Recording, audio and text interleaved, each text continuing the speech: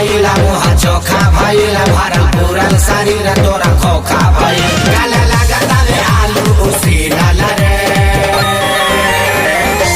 अरे बेटवा तू हमारा डायलॉग और हम ही का सुनाऊ ब्या और हमारे नकल कर ब्या तो का हम इतना ठोकाब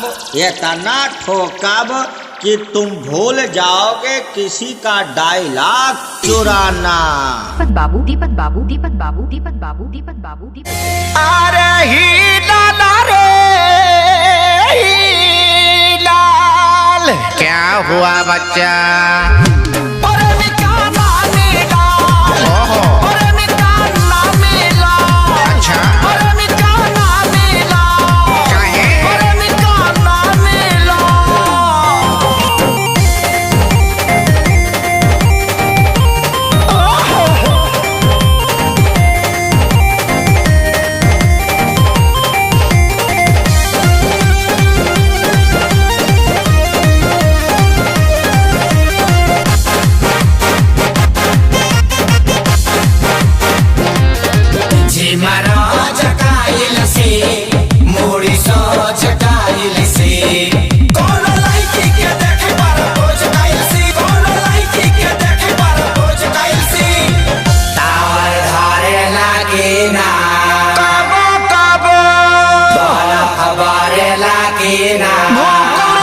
लगे वायर बतोर सारा छीलल रे आपके साथ है क्या? अरे ही नाला रे ही लाल का भइल?